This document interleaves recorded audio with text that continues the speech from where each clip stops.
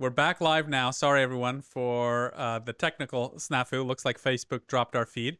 So we're back here, and we're on question 13. But it looks like a lot of you put in your answers for 13 already. So Anna, we have answers of the predominant answer here is D, uh, aged in the cellar for 5 years total. And that is indeed the answer. D, aged in the cellar for 5 years total. So it comes out usually after 6 years. Excellent. All right, great job, guys. So, what other rare varietal is native to the Barolo producing village of Verduno? So, this is to show you that Barolo area is not just Nebbiolo. There are many, many other native grapes. So, would that be A, Moscato, B, Grignolino, C, Arnese, or D, Pella Verga?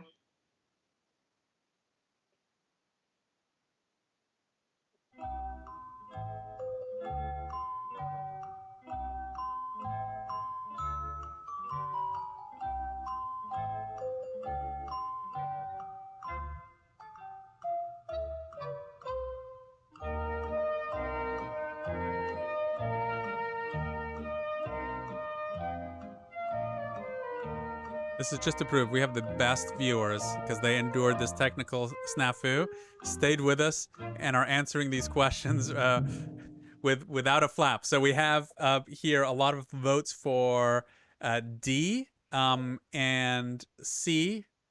Well, now they're coming in all over the place. So D, C, and B are the favorite answers. All right, so you guys are good. This is Verduna is, as you can see on this label, is famous. Pella Verga is the name of the grape, so it's 100% coming from this village. It is native to this one little village, and there's about 12, 13 producers total that make this wine from Verduna. So it's a very, very small DOC, and it's a beautiful wine if you can ever find it. It's very light and peppery on the nose, strawberry. You can even drink it almost like a rosé. I mean, we're in the land of the red, so when it's really hot, we like to drink a Pella Verga slightly chilled in the summer. Sounds delicious. Okay. Now we get into Barbaresco a little bit. So Barbaresco differs from Barolo because A, it can include a small percentage of another grape variety.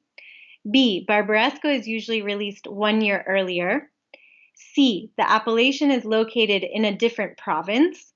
D, the soils are gravelly and not calcareous clay like Barolo.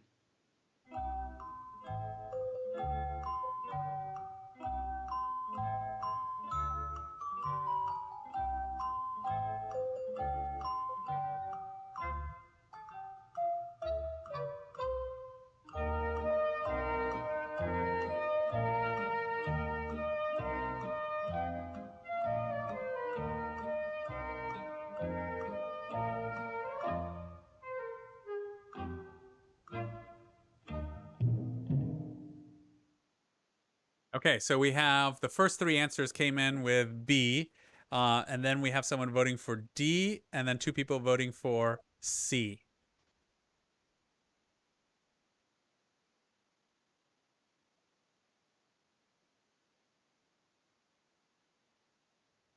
Yes, sorry. Okay, I thought I lost you again. Sorry, guys. C's, B's, and D's are the answers so far. Okay, should we show you the answer? Let's do it.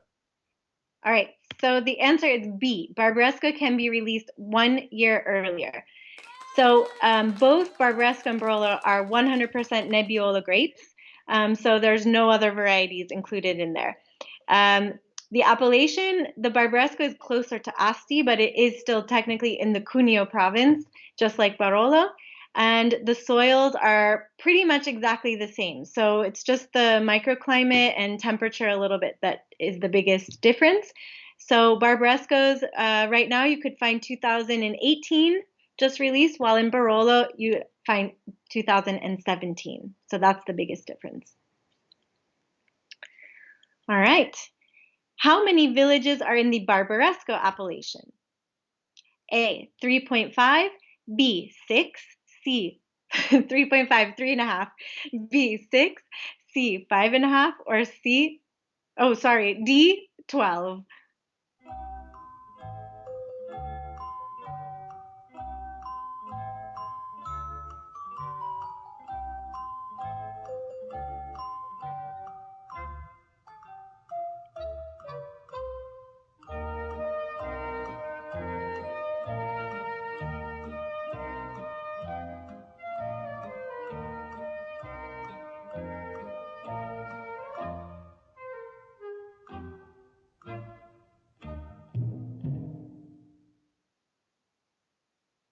Okay, so answers coming in here.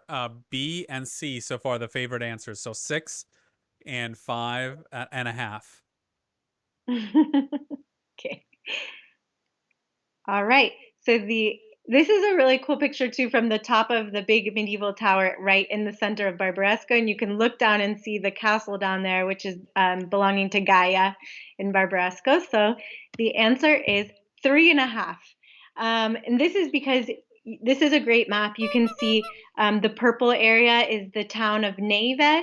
To the left, near the river, you have the town of Barbaresco, and then you have the pinkish area, the lighter pinkish area down below here, which is Treviso.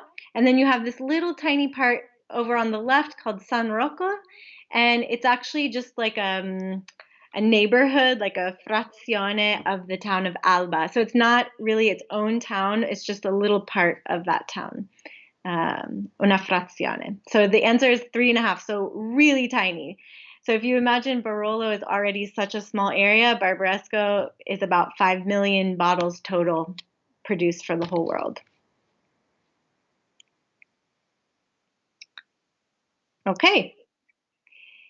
Name the most famous co-op in Barbaresco whose history goes back more than 120 years.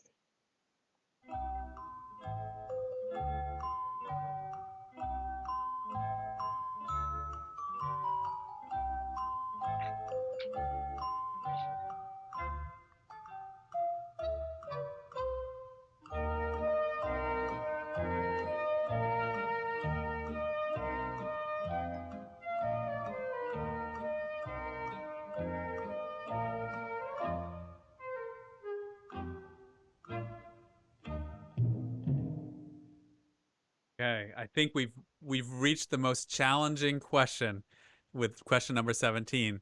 So far no answers. No, We'll give it but a couple of more seconds. Any hints you could give the audience? okay. So that's partly your fault because you told me not to do all multiple choice questions. So maybe it's not clear what the co-op is. So it's like it would be like a winery who's buying all the grapes from other local farmers from the town of Barbaresco. So they've had their same classic label since the 50s at least, but everything was kind of put on hold during the fascism period, and so then they rebuilt it again in the 50s. But it's a very famous label with many single crews, many single vineyards, and it's considered one of the best co-op wineries in the world. Okay, so we have Fred who jumped on, was the first to answer. Produttori di Barbaresco was his answer, and then quickly followed by Claudio with the abbreviation BDB, and then Jerry, and looks like one of your family members as well, Susie, answering that question correctly. That's my mom. Hi, my mom. The answer is Produttori del Barbaresco. So if you read Wine Spectator, you will always find Produttori del Barbaresco, which means producers of Barbaresco. And most of the time when you have this sort of co-op in the area, it's pretty much mass produced and they're paying by the kilo of grapes, so the quality is not controlled. Whereas Produttori has a whole different set of rules and they're always considered in the top tier of Barbarescos. So if you can find them, in my wine club, we offer the whole collection of every vintage going back since 2013. Um, but it's a really great way to learn about the terroir because those are all 9 single crus from the same small village, and they're all very, very different. Excellent. Beautiful label too. It is.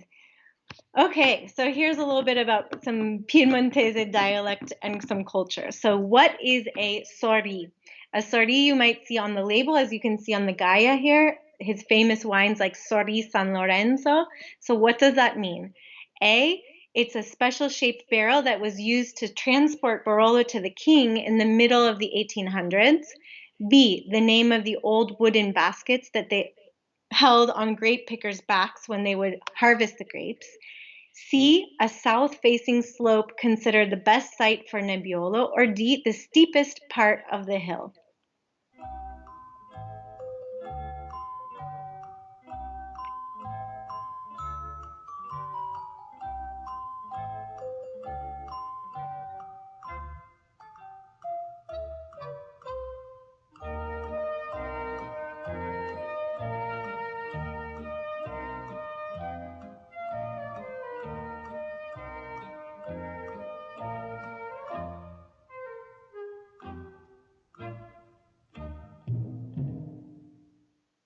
Okay, so we have Ken is locking in his answer as B, the name of the old wooden baskets held on grape pickers' backs.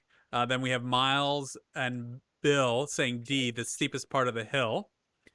We have Jerry saying it's the south-facing slope considered the best sites for Nebbiolo.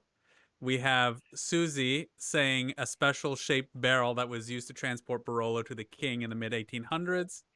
And then a couple of more votes for B. So we're feeling this answer all over the place. So go ahead and reveal.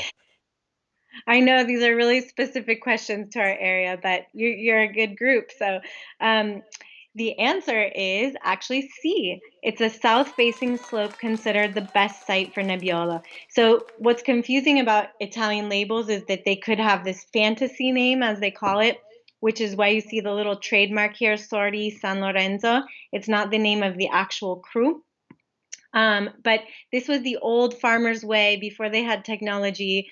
They just looked at the hillsides because the hills are so steep and they thought, okay, where did the snow melt first? That is the best place for Nebbiolo because Nebbiolo has the longest growing season. It flowers first, is the last to be picked, so it needs the most sun. So wherever the snow melted was Sori, and that's where they wanted to plant Nebbiolo for Barolo Barbaresco. Okay.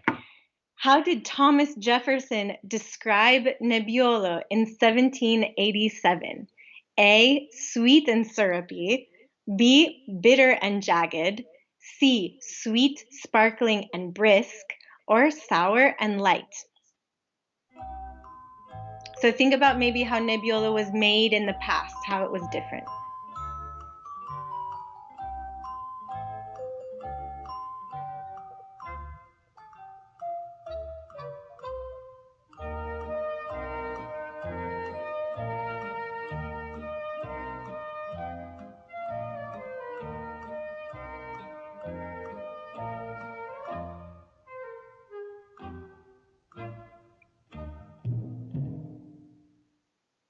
Okay, so we have answers coming here. B seems to be the preferred choice, bitter and jagged.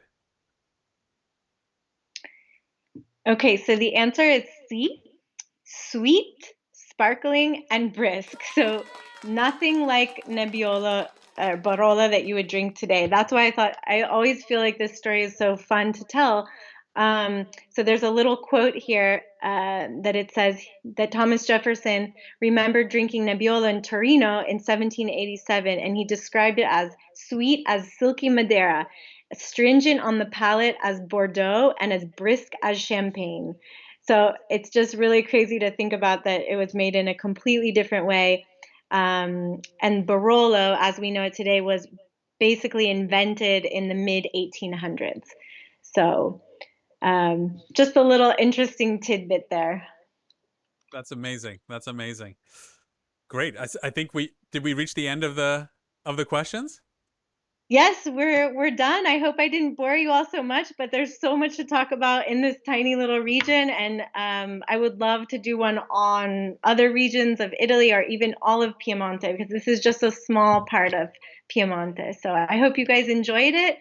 Um, Here's all my tags where you can follow me on Facebook through Italiano Wine Tours, which is my tour business, or my Barolo Wine Club, and you can see my Instagram tags at Barolo Wine Club, at Italiano Wine Tours, and my website down below. So I've gone ahead and put all those links into the comment box too, so you can just click through that. Go ahead and follow Anna. She is a wealth of knowledge, as you can tell. Super passionate about the region of Piemonte. So thanks so much for spending your evening with us. I know it's late in Italy. Feel really honored to have you here as a guest today. So thanks so much, and hopefully we can invite you back for some more trivia on different regions of Italy. So grateful to everyone thank who was you able to guys. join us as well. Thank you so much. I hope you learned something new. Thank you, everyone. And a reminder, join us back here next Wednesday, 2 p.m. for study hall. So not trivia, but we'll be having our regular study hall next Wednesday. And then the following Wednesday after that, we'll be back on with trivia. So thanks so much for joining us. In the meantime, stay safe and drink well. And we'll see you back here next Wednesday. Cheers, everyone.